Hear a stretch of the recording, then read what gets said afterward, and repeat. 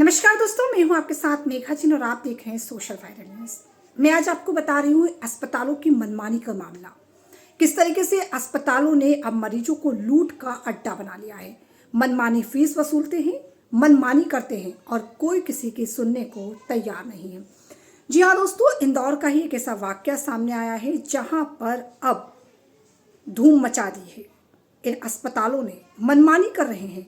इंदौर के जंजीरवाला चौराहे पर स्थित शेल्बी अस्पताल का एक मामला सामने आया है जहां पर मालवा के विजय रघुवंशी हार्ट ट्रांसप्लांट के लिए पहुंचते हैं और 14 दिन में 18 लाख रुपए शेल्बी अस्पताल उनसे ले लेता है। इसके अतिरिक्त 2 लाख रुपए और हार्ट ट्रांसप्लांट के लिए लिए जाते हैं। लेकिन 7 दिन के बाद विजय रघुवंशी की मौत हो जाती है। लेकिन शेल्बी अस्पताल की मनमानी का वो देखिए आप कि किस तरीके से वो विजय रघुवंशी के शव को देने के लिए मना कर देते हैं। परिवारजन लगातार इस बात की गुहार लगाते हैं कि उनको शव दिया जाए, वो अंतिम संस्कार करना चाहते हैं। लेकिन अस्पताल उनसे कहता है कि 5 लाख रुपए आपको देने होंगे, अतिरिक्त चार्ज 5 लाख रुपए दिया जाएगा, उसके बाद ही आपको शव दिया जाएगा।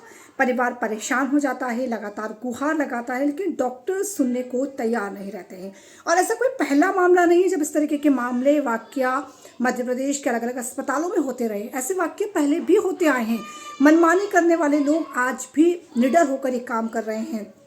तो ये सारा वाकया जब होता है तो विजय रघुवंशी के परिवार वाले दलित नेता मनोज परमार के पास पहुंचते हैं और मनोज परमार इस बात को पूरी गंभीरता से सुनते हैं और अस्पताल के लिए धरना खोल देते हैं। धरने पर बैठ जाते हैं, प्रदर्शन करते हैं और मनोज परमार को गरीबों का मसीहा भी कहा जाता है। जब भी कोई मुसीबत आती है, जब भी कोई परेशानी आती है तो मनोज परमार कहते हैं दलितों के भगवान माने जाते हैं, दलितों के नेता हैं वो, और वो वहाँ पर मदद के लिए पहुँच जाते हैं।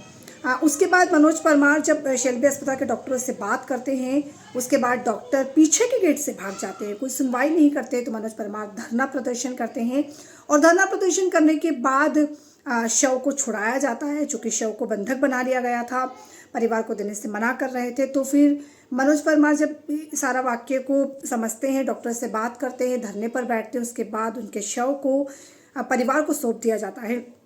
लेकिन मैं आपको बता दूं दोस्तों कि एक हाईकोर्ट का भी एक ऐसा स्टेटमेंट सामने आया था कि किसी के शव को अस्पताल रोकेगा नहीं, और खासकर पैसों की वजह से तो किसी भी शव को नहीं रोका जाए। और मुख्यमंत्री मोहन यादव ने भी ये निर्देश दिए थे कि अब प्राइवेट जो हॉस्पिटल्स हैं वो इस तरीके की मनमानी नहीं कर सकते हैं, वो किसी भी तरीके के शव को नहीं रोक सकते हैं, परिवार को शव को सौंपा जाए। लेकिन उसके बाद भी शेल्बी अस्पताल इस तरीके की मनमानी क्यों कर रहा है, इसके पीछे के क्या कारण है, ये जानना बहुत ज़रूरी है। तो फिलहाल के लिए इतना ही। देखते रहिए सोशल वायरल न्यूज़। पिछले दिनों विजय जी रघुवंशी को लिवर ट्रांसप्लांट कराने के लिए यहाँ पर भर्ती किया गया था। ये शेल्बी हॉस्पिटल है, जंजीरवाला चौराहे के पास में, इंदौर शहर में हम बात कर रहे हैं। विजय जी रघुवंशी रहने वाले सिवनी मालवा के थे, गरीब परिवार के थे। यहाँ पर उनके दामाद ने उन्हें भर्ती किया था। यहाँ पर कमिटमेंट हुआ था 20 लाख रुपए में 14 दिन के इलाज का।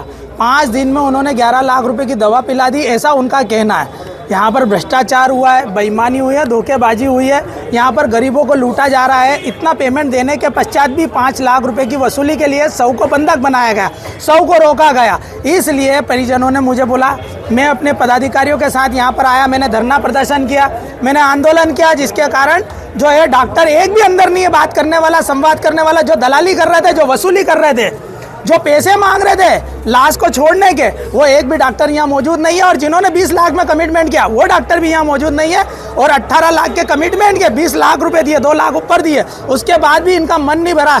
ये आदमी को मरने के बाद भी नहीं छोड़ते और मरने के बाद भी इनको मुर्दे से वसूली चाहिए, मुर्दे से पैसा चाहिए।